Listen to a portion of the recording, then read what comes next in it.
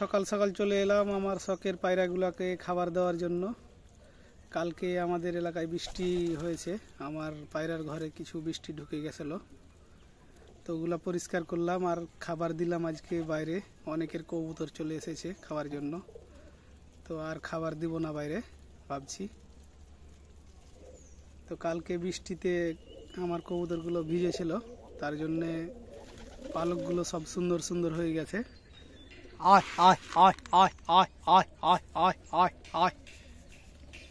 এই দেখেন, তো পারলে যদি বৃষ্টি হয় তাহলে আপনার কবুতরকে বাইরে বাইরে বের করে দিবেন, তাহলে আপনার কবুতরের পালকগুলো সুন্দর সুন্দর হবে।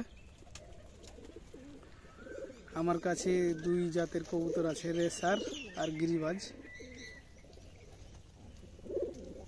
রেসার অল্প আর গিরিবাজ অনেকগুলো আছে।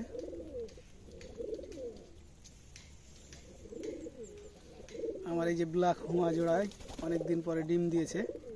এই জোড়া আমার অনেক শখের কবুতর, এটা এক জোড়াই ছিল, সব উড়ে গেল। এই কেমন বাজি দিচ্ছে দেখেন, অনেক সুন্দর বাজি করে।